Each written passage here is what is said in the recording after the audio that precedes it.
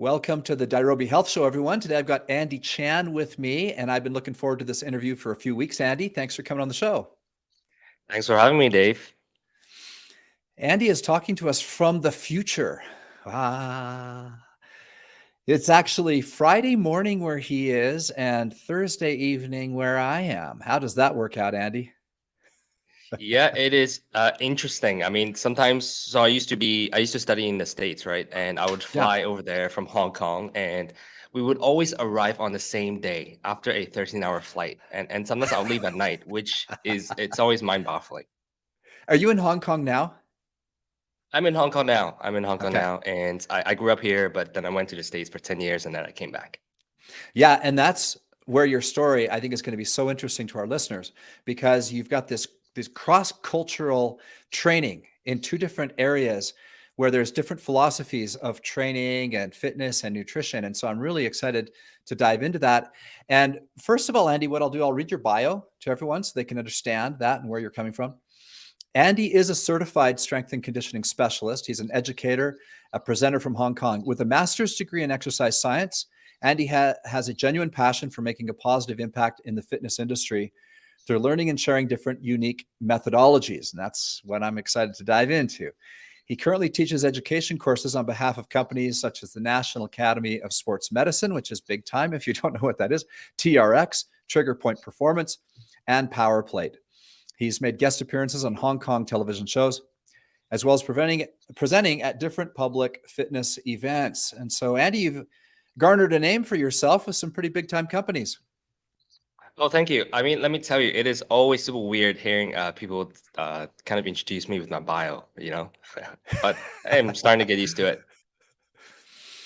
Well, it's a good bio. And elsewhere, it's not in your bio exactly, but I alluded to it earlier. Elsewhere, you mentioned how getting educated and learning a lot in Hong Kong, but then coming to the US for 10 years gave you a real, like I referred to it, my own words, cross-cultural epiphanies in the health realm. How do you describe it? Yeah, well, I like everyone else, whenever you go to another country, there's always a cultural shock, right? I think the way you approach things. But over time, you kind of learn of the way that certainly Americans approach things. And what I've learned in America is that things are very black and white. So in classes, Hmm. we're always asking, so what are you talking about? Right? Just give me a black and white answer. And certainly Ah, when I got into my profession as a strength and conditioning coach in fitness, people love black and white answers. All right, give me the black and white tip. How do I approach fat loss? How do I get a sexy body? How do I yada yada yada? But then, if you come back to the culture that I grew up in, things are more ambiguous because it has been long said that sometimes you just don't have a definite answer in life. And I think it's kind of this philosophy, this differentiating philosophy that takes a while to adjust to, but once you get the best of both parts, I think that's when you start making the best decisions, because after all, it is through evaluating different evidence that you make the best health decisions for yourself. interesting. Let me lay out a little scenario for you that I've noticed in my business. So, my main business is Nairobi.com. We're a supplement seller. Now, I don't want to just be a guy who sells bottles of stuff to people. I love my supplements. I'm very proud of the formulations. However, I'm also a certified fitness nutrition coach, and we try to deliver a lot of content to help people understand the the place of supplements within a healthy diet and within a fitness program. Hence, one reason I do the podcast. But it's really interesting. I get feedback from people. We have a lot of great customers, but I do notice some kind of silver bullet thinking sometimes. For example, someone tries a weight loss program for 2 weeks and we'll get a negative review on our weight loss program. And of course, we don't expect miracles in 2 weeks. But unfortunately, some people have really great success in 2 weeks and they leave a testimonial. I lost 10 pounds in 2 weeks. And then another person comes and tries the exact same thing and it doesn't work in 2 weeks. And so they're quite disappointed. And I'd love to work with that person because everyone is different. The results aren't the same for everybody. And so we try to help people and also help people from different backgrounds and who might have great success or medium success or lack of success to help them achieve their goals however we can. But that kind of thinking, is that part of Do you see less of that in China? Is that part of it, or no? Like kind of that silver bullet thinking, the high expectations that things work quickly and easily. Well, first of all, I think the silver bullet thing, it's more of a generational mindset. I think it's kind of the world popular culture now is we want things now. I mean, you just look at consumer culture, right? You want everything now, and I would say that's even worse in China. I mean, in Oh, the Amazon equivalent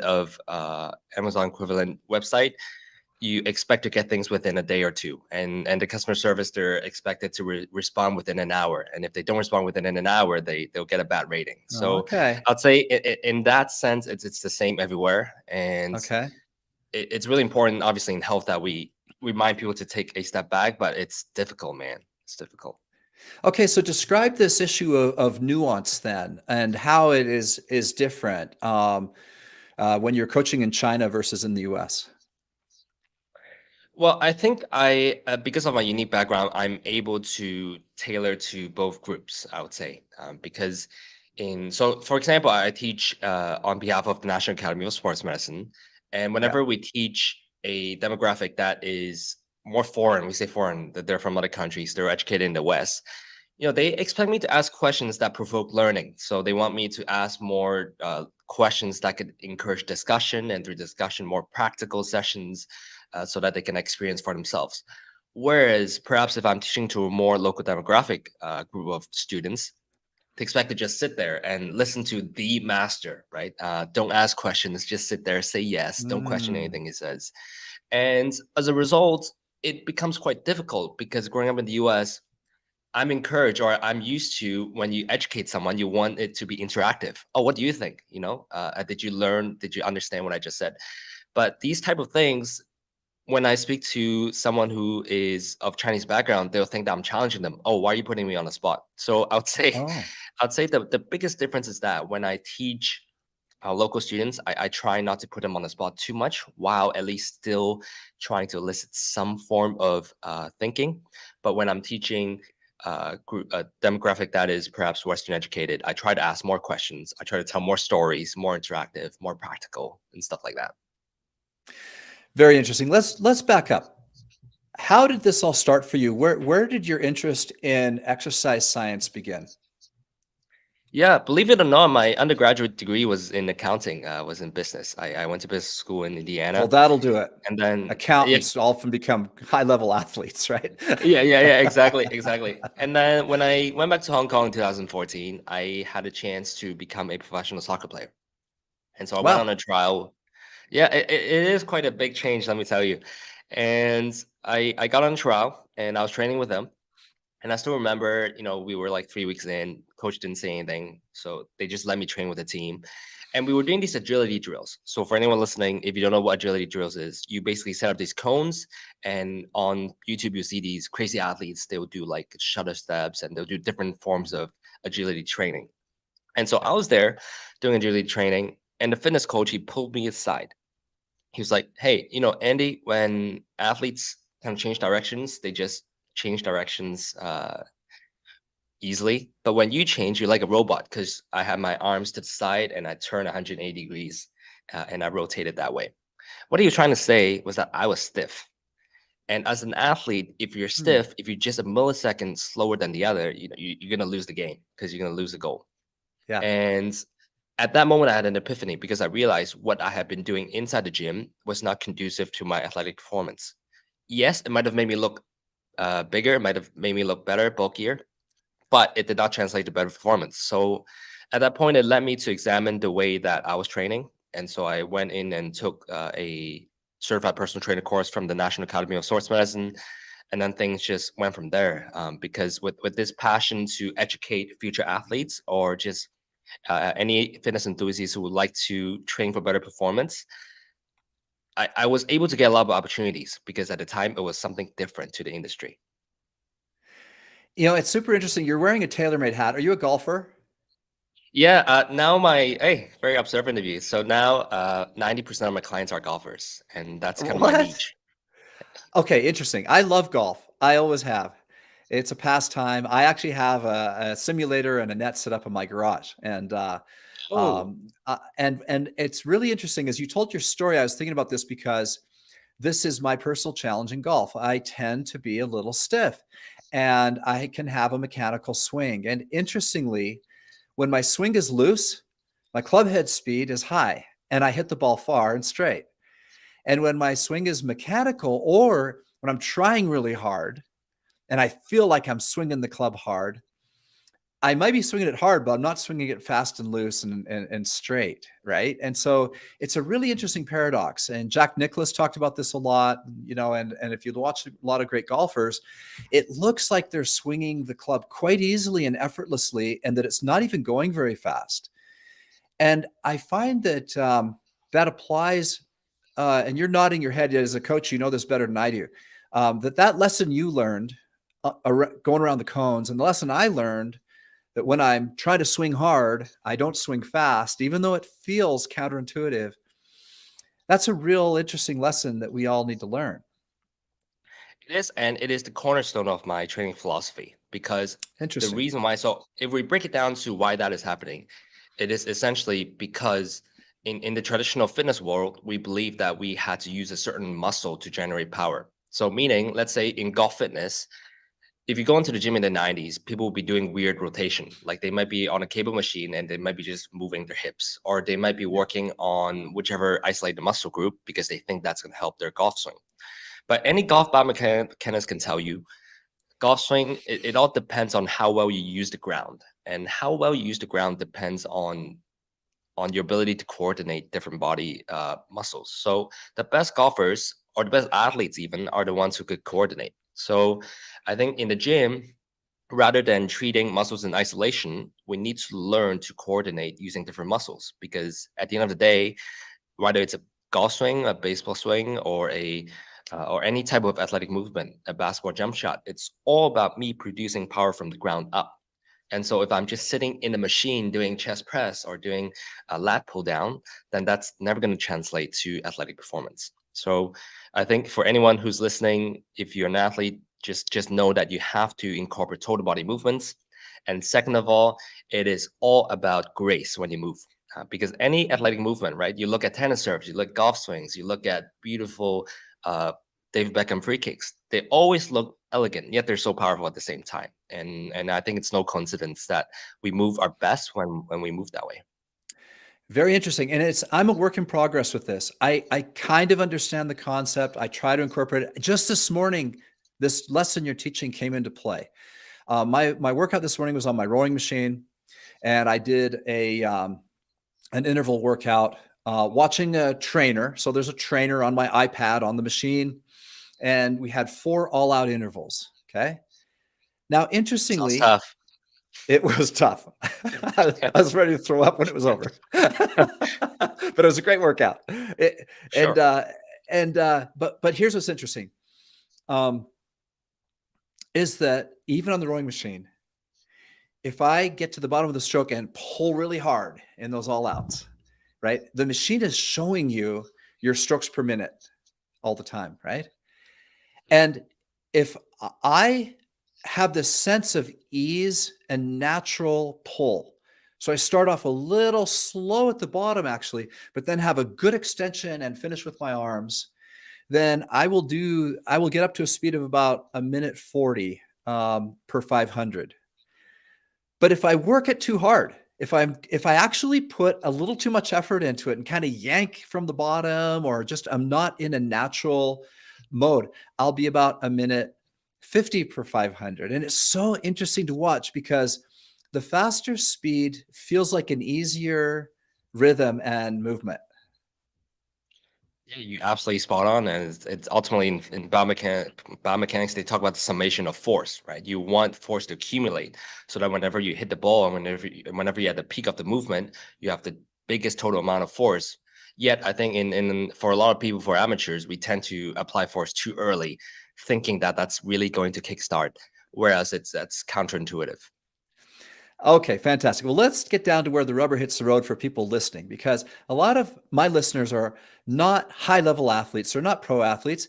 They are everyday people who want to be fitter, they want to take the right supplements, eat the right foods, do the right exercise, have a healthy body, achieve their ideal body weight. And so how do people who are maybe just have everyday goals like lose 20 pounds or be faster in a 5K or do their first 5K? So everyday people, how do they apply this in your average exercise and fitness routine?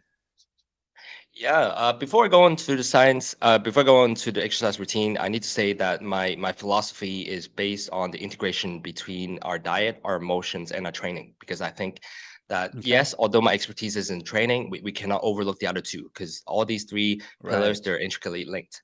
But once we figure out the diet and the emotions, so if we go back to the training question, I think for the average person, we have to understand that our muscles work like a spring. So if you think about a golf swing, you load up the backswing and then you go to the downswing, you load up the spring or the rubber band and then you let go. And those who are having trouble generating power are the ones who are having trouble loading up the rubber band or the spring.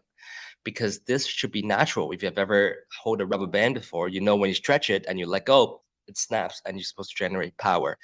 So for most people who are at the gym, it doesn't matter your goals, you should incorporate more of that. So instead of thinking that you should just produce power, do a stretch first and then produce power. So let's say if you're on a rowing machine, instead of thinking you have to just kind of generate power from that position, you can always pre-stretch and then pull. So that way it is more intuitive and that's how your body was meant to generate power.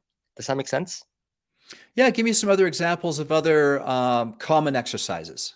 Ho- Yeah. And maybe So let's how might say people be doing things wrong in the gym, for example? Some mistakes you see. Sure. A common mistake is, let's say, squat jump. So a squat jump is where you obviously squat down and then jump up towards the ceiling. Yeah, great And if exercise. I Yeah. great exercise. And if we apply what we just said now, the mistake will be you starting in the stationary squat position and then jump up.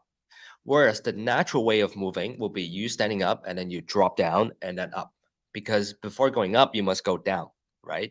Before swinging the golf club forward, I have to swing it backward first. And so people overlook the fact that we actually have to go down first before we go up. So every single time when you do an exercise and you're jumping, know that there has to be a counter movement before you produce movement. And I think that is the part that is often overlooked in our training regime. So, for example, are you saying don't hold it at the bottom, for example, like make it more fluid, more natural? Yes, absolutely right. So you want to make it natural, just down and then up. Instead of some people, they start at the bottom, they kind of hold for 2, 3 seconds, and then they jump up. But what I'm saying is you should follow a natural rhythm, 1, 2, every single time, 1, 2. Okay, fantastic. Other examples?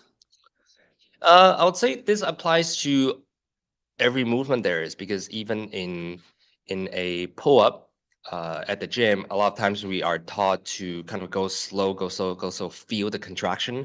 But what I'm saying is we should feel the flow. So if I'm doing a lunge forward, if I'm doing a pull-up, when you are moving in rhythm, you should feel like, as you said, you should feel like, oh, I'm kind of in the rhythm of things. And I believe that is an intuitive feeling that we know. And we know that if our goal is to build muscle, we have to do things inefficiently. That is actually the plan because it is through inefficient movement that we force a muscle to grow in muscle size. But if we are just training for healthy muscles, then we have to gain that efficient movement back. So for me, I think it's all about the rhythm. Doesn't matter the exercise per se. So, in all exercises, you're working with your athletes to work with fluidity and rhythm. Always, always. So I perhaps if I am in a session to be more clear, probably 80% of my session is all consists of these type of movements. So it's only within the 20% that perhaps we'll do something in isolation, maybe the hips, maybe the glutes, just to help prevent lower back injuries. But other than that, it's hard to pinpoint what the exact movement that I do because we are doing movements and it works the entire body. So I would say that would be a struggle sometimes. Let's say if I'm explaining to someone that's old school. So some of my clients, they are perhaps in their 50s and 60s. And when I tell them that we should train for total body movement, it's like, what are you talking about? because they want to know, what am I working on today? Am I working on my body part? But when I tell, no, no, no, we're training the entire body, I think that's kind of when it takes a while to understand kind of this idea of total body movement training. Well, I mean, we're going back to Arnold here, right? So it was, there's leg day, and then there's back and Yes. biceps day, and chest and triceps day, right? And then Yes. throw in a little cardio. And it's a very disjointed plan, but it creates these wonderful muscular physiques if that's what you're going for. But if you're a performance athlete of whatever level, just someone who's trying to do better at whatever it is that you love, that kind of training is not going to do the trick. That's basically what you're saying.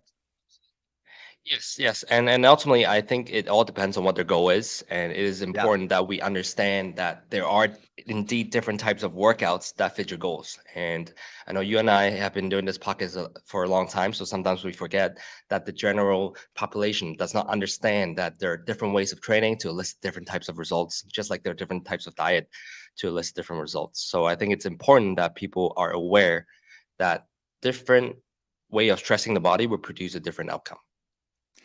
Okay, so in your world, there's no leg day. There are just exercise days. And in those exercise days, people are doing whole body movements. Can you give us examples of some of your favorite core exercises that you teach people to do on a regular basis? Sure. So on because I work with 90% golfers, which means that most of my athletes, they do a lot of rotation. And in Mm. rotation, we work on three types of rotation specifically because rotation is a movement. So the first type of rotation is the disassociation. So what we want to disassociate my hips and my shoulder because in the golf swing, Mm. so if we think about people swinging the golf club, my hips, yes, they're moving, but they're not moving as much as my shoulders. So Yeah. I have a disassociation there. So that's the first. Second is I'll work on total body rotation, which means that my hips and my shoulders are both rotating at the same time, like a Okay. cylinder. And then the third type of rotation is counter rotation. Because today, if I'm walking on the street, someone might bump into you. It's within that split second that you tense up so that you don't get knocked over, and that Yeah. is counter rotation. So within the rotation, within the session, I'll definitely do all three types of exercises. So when it comes to disassociation, perhaps I'll just have them do a single arm row where they are moving their upper body, but they're keeping their pelvis stable. Or it might Mm. be a forward lunge with upper body twist because then we're working on their lower body remaining stable, yet their upper body turning. So that's one way to work on disassociation. And the second, when we work on total body rotation, I usually will have them have a medicine ball to the side and then they'll do a chop or a lift because that is the best way, in my opinion, to teach them about ground reaction. Because when you hold a heavy weight on your right side and when you transfer it to your left with a pivot, that's really when you teach your body to feel the weight that's acting on the body and therefore you learning to utilize the ground. And the third one, counter rotation, I'll have them do a plank plus a shoulder tap. A common exercise that people do, but a common mistake is that when people do a shoulder tap, they are shifting from side to side. And that's not what we want because that's not teaching them counter rotation. You want the hips to Yeah. remain stable, guys. Yeah. So when you do a shoulder tap, you want the hips to remain stable. So I hate the that. exercises. I'm down there in my plank, and the girl on the video is telling me, now imagine there's a wine glass on your back. I'm like, oh, there's no wine glass staying on my back. Yeah, I mean, yeah, exactly. I do that. I'm in the position. I try as hard as I can, and that is brutally hard, actually. I mean, I get the visualization, but can anyone really do a shoulder tap plank and not drop a glass of water off their back? Well, you'd be amazed. Most of my 60-year-olds, even 60-year-olds, they can do this with no problem. Okay, dang, then They I can do got to this with work no on problem. it because I can't. I tend to shift. My weight shifts a lot every time. Maybe I just don't do it enough. I don't know. Well, I think the first of all, you have to have a wide base of balance to start. So maybe your feet are too narrow. Maybe that's why. Because obviously, the wider the base is, the easier the exercise will be. Oh, see, I thought that was cheating. Well, I wouldn't say that's cheating. That's a modification. Hey, be careful with your Okay. words, Dave. Good point, coach. Thanks for Yeah, straightening me out exactly. there. It's a Eh, psychology over there. yeah. It's funny because I don't like the word cheat. I don't use the word cheat days in nutrition, for example. We teach that it's perfectly normal to have a treat. And having a treat as a human being is a normal thing. We just don't want to have too many of them, right? So Good call out right there. Now on nutrition, actually, I want to back up. You mentioned emotions. You work with your client now, and a lot of coaches don't do that. As a matter of fact, a lot of coaches, when it comes to exercise science, which is what your master's degree is in, uh, really most people just stay in their lane. They just talk about here's the movements to do. They come up with the program. They help the client do the program. They watch them do the program. How do you help a person manage emotion? Sure. For sure, I like to go over principles because I think for me, first of all, it's beyond my scope of practice to give something, to give like a routine or something that people can, or to diagnose or things of that nature. But for me, it's all about bringing awareness because a lot of times people come in and they're like, I'm stiff, or they're like, oh, I think foam rolling doesn't work. I think all these flexibility techniques doesn't work, and they think that, oh, am I not doing enough? But the truth is, we have to understand the nervous system and the two main types of response, which I'm sure a lot of people have heard of, and that is the fight or flight or the rest and digest. And these two responses will have a profound impact on our body because it primes our body into a certain condition for purpose. So in fight or flight, because my body thinks that I'm about to go into a battle or to flee from a battle, it has to tense up. So my soft tissue, my fascia, it tenses up so that I can produce muscle force rapidly. And on the contrary, if I'm in rest and digest, my soft tissue becomes more pliable because I'm there to recover. I'm there to rest. So why would I tense up? And if you think about the modern lifestyle, there's so much overstimulation that I'm always in the sympathetic state. And of Mm-hmm. course, if you're stuck in that sympathetic state, you can do all the stretches you want, but if you're only doing stretches for like 10 minutes a day versus 12 hours in that fight or flight, then of course you're going to be stiff. So I think for me, especially when people come in and they say, oh, I'm stiff, or oh, my backswing is just terrible because I just feel stiff, then a lot of times it's the mental side of it. We can do as many things as we want in 1 hour, but if we don't incorporate mental practices that helps us down regulate throughout the day, then I think you're not going to see any long-term effects. This is really so interesting to me because it's a personal challenge. In my history, I've done CrossFit for a few years, which I really enjoyed. And a big part of CrossFit was warming up and fascia release and using the ball to roll out your feet and use foam rolling. And I was at gyms that we did quite a good job of that. But the fact is, in 5 or 10 minutes even of warming up and foam rolling, I never felt like it was actually, moving the needle. And then one trainer that I worked with, he kind of just said, Dave, if you really want to be loose, if you really want to overcome some of your mobility and flexibility issues, it's 3 times a day. You got to be hitting this over and over and over. And then I thought, well, that's too much. I only have so much time. I just know myself. Like once I get to work, I work, and I'm probably not going to take the break to do that. So it's kind of a tricky balancing act. I do a good job of warming up and cooling down when I exercise. But I never really get to the point, Andy, that I really feel loose and flexible. So that's kind of a personal challenge.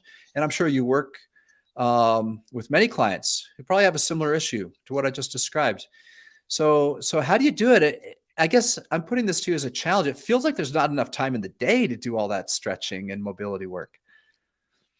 I mean, great question. So my philosophy, it's all about finding bits and bits here and there to incorporate different routines in, because I think it's just unrealistic to assume that we're going to spend an hour doing flexibility, an hour doing breathing exercises every day. No offense to those who are doing it, but I would say majority of us would not be able to find time to just sit there for an hour, do breathing. Yeah. And but before that, I need to address the foam rolling effects. So research actually tells Okay. us that the effects of foam rolling lasts for anywhere from 10 minutes to 30 minutes only. So it is quite short Okay. term. And that's why usually after you foam roll, you feel good, but then you revert back. And that's why we always say it's that 10-minute window that is key, because it is in that relaxed state that you do more movements to kind of solidify the state. But that's Okay. that's another conversation. And when clients come in and they say, I don't have time to do flexibility, this is my actual advice, and this is what I do as well in my life.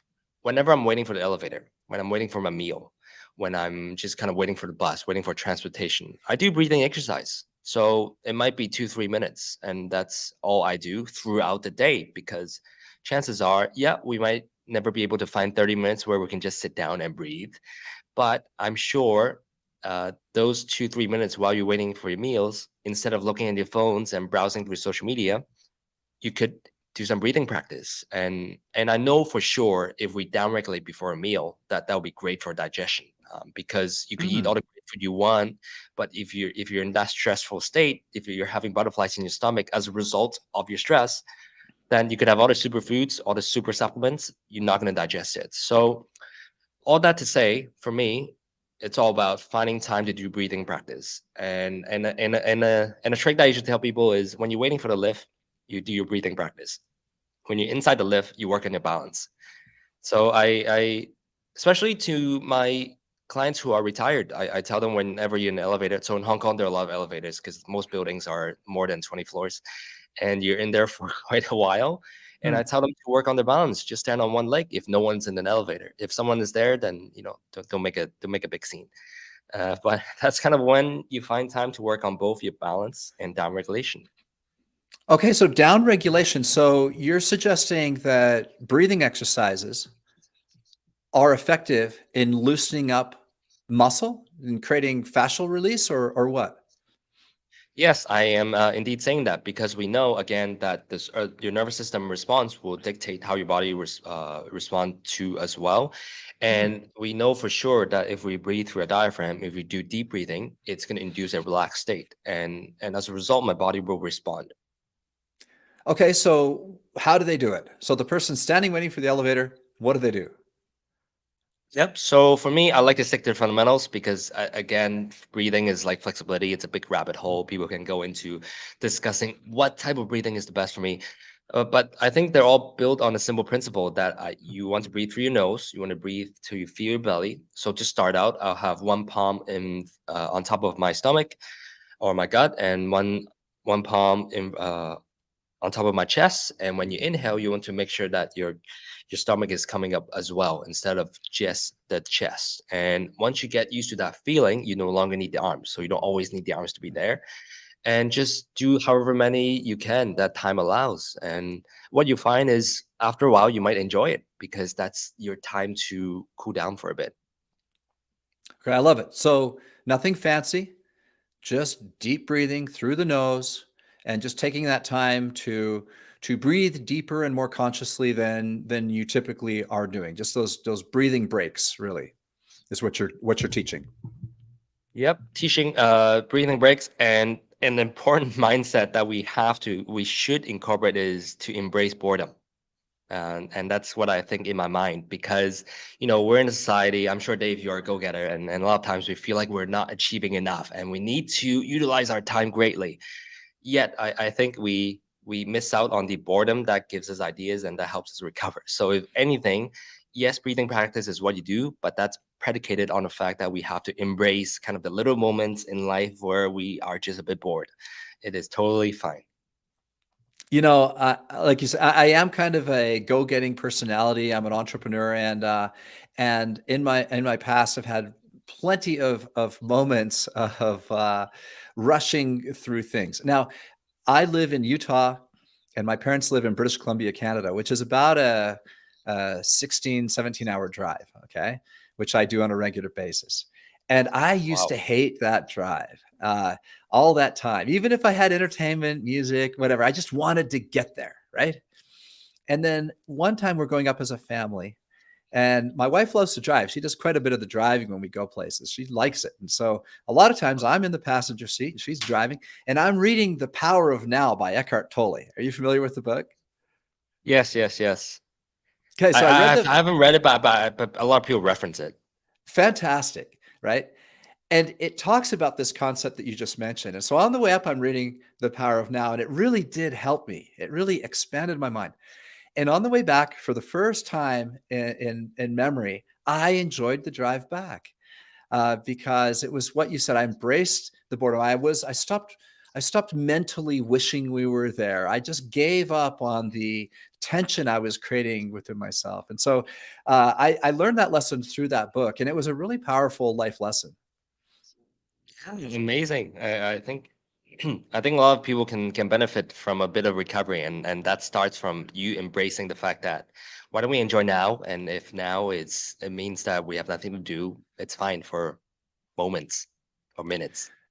Yeah, I love it. I love it. I really do agree. That's a skill we all ought to be working on. And for me, Andy, I have a 6 year daily meditation practice going now, and even with that, I have certainly not become a Zen monk Buddhist by any means. Like it's helped me a lot, and yet it's just a common. It's just a it's like showering, right? You just got to shower all the time. A shower doesn't last for weeks, right?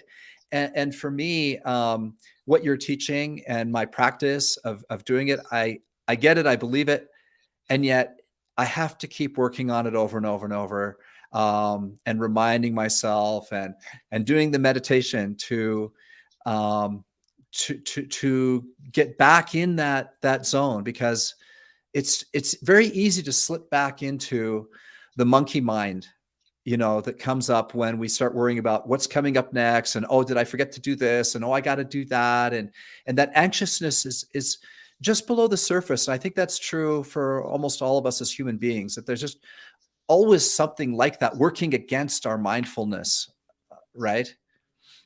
I absolutely agree, especially nowadays. If you're a businessman, I think with the power of the internet, like I'm talking to someone from the U.S. all the way from Hong Kong, which means that all of us are ultimately trying to grow globally, Yeah. especially because if it's on a social media platform, and with that, it comes a lot of stress because there are small things, big things that you have to deal with every single day. And even if you're not trying to grow globally, I think throughout life, you've got your family stuff and you've got work stuff, and it's easy to let all that get to your head. And for some odd reason, people now think that going on social media, watching Netflix, the people think that these are relaxation things that you do, but it's nothing but that, because a lot of times it stimulates the mind and you'll be more restless after after what is thought as a recovery activity. Do you have a mindfulness or meditation practice, Andy? I don't at the moment, because I just do my breathing throughout, and whenever I have time, I just go to the bay and then I just kind of look into the sea, for me, because Well, that would be okay, I it. know I'm going That's off your a tangent. practice. Yeah, yeah, that's my practice. I go there and I'm just more aware, because so I don't usually say it on the podcast, but I suffer from anxiety disorder for more than 10 Mm, years in my life. So my mm. my 10 years in the United States I've always been seeing a counselor and psychiatrist in the US. And actually it is through that I kind of understand that perhaps the Western medical system needs an upgrade as well sometimes, in terms of having more empathy, because I remember going into an appointment and people quite strict on time. So half an hour, time's up. I could be crying, but they're like, "Hey, I've got my next appointment. Not that I don't Wow. care about you, but I've got something to do." Yeah. So, so I think it's quite cold in that way. But all that to say, I think in the 10 years, I think all this mindfulness and the meditation, I've tried it. Just because it's quite common for them to prescribe it to people with anxiety issues, but ultimately it has helped through me understanding how different facets of lifestyle influences each other. So i could I think mindfulness practice is good, but I think what I'm trying to preach these days is, instead of spending 10 minutes in mindfulness practice, why don't you try to incorporate these mindfulness practices throughout the day? Because Yes. I think that's more important than me finding an hour each day to do whatever I do. But if it becomes a routine that I can incorporate daily, I think that's much better for me. Well, I absolutely agree, Andy. And my favorite meditation teacher, Sam Harris, on a regular basis reminds us in the app, the goal is not to become a great meditator.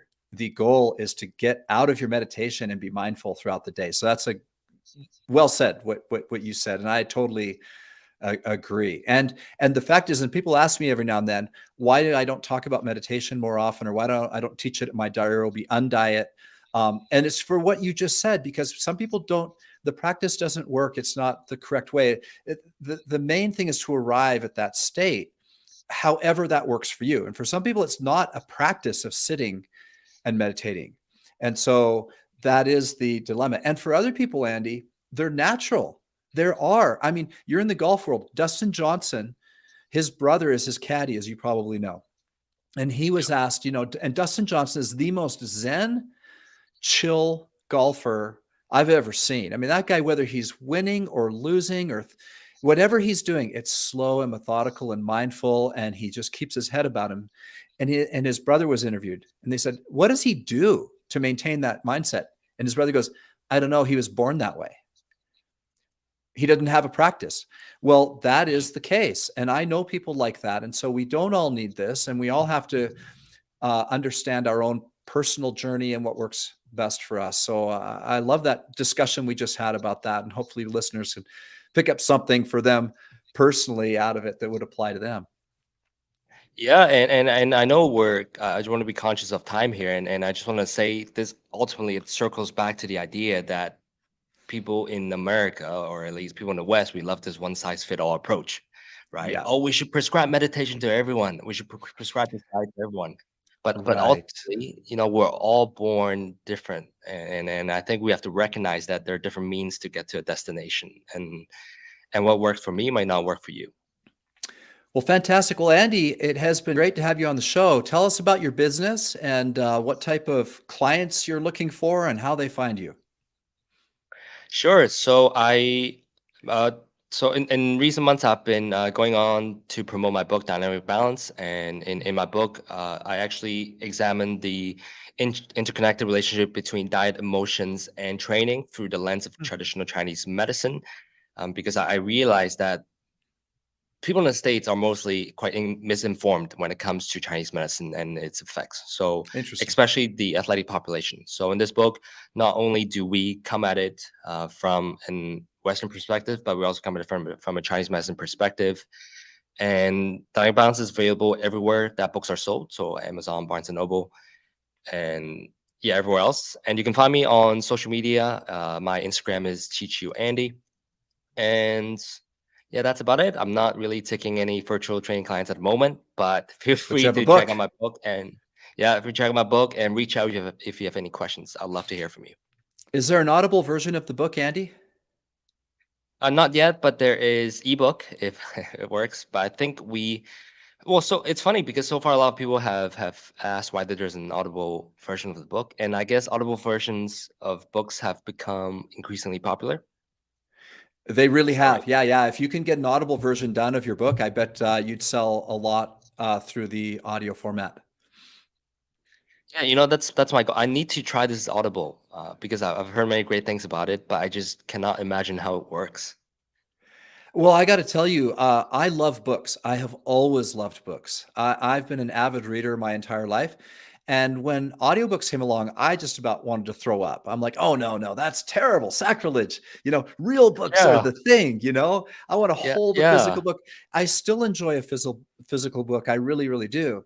However, I have my Audible subscription and I pay 15 bucks a month to get one book a month. And I now have probably 100 titles in there because I've done it for quite a long time. And I really, really enjoy it because I'll be listening to a book while I walk the dog or when I'm driving. And so what I found is that instead of it taking away from the experience of reading, I'm actually able to be enjoying a book at times and places that I wouldn't otherwise be able to. And the other thing is, I found, Andy, that although a book like yours would probably be better physical anyway, because it's a book of information, there are other books that are really wonderful when read. For example, have you heard of The Four Agreements? No, I've not. What is it about? It's a wonderful book based on the ancient Toltecs of America and their wisdom. It's really an amazing book, and it's read by a Native American reader who has this slow, gravelly Native American voice. Oh, And you feel like you're right there beside the campfire listening to a Native American elder tell you this wisdom, right? And it just feels like such an immersive experience. At least that's how it was for me. And so at times, some audible versions with the right voice can actually really be powerful. So I've come to appreciate both. Some books I wow. buy Yeah. physical, some I do audible. Wow. I'll definitely have to try it out. And hey, perhaps the next time when we talk to each other, I'll be a big fan of Audible. Who knows? Well, meantime, I'm going to get your book, Andy. It sounds great. And I do want to dive more into that concept because, like I said, I think I intuitively understand the concept, but I would need a trainer like yourself to, to develop expertise.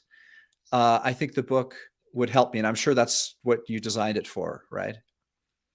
Yes, yes, and mainly to deconstruct. Again, this comes back to, in the beginning of the interview, we talked about how we should actually learn different perspectives because it is through understanding Mhm. different methodologies to try and error that we figure out what works best for us. So keep your eyes open and just try to learn more.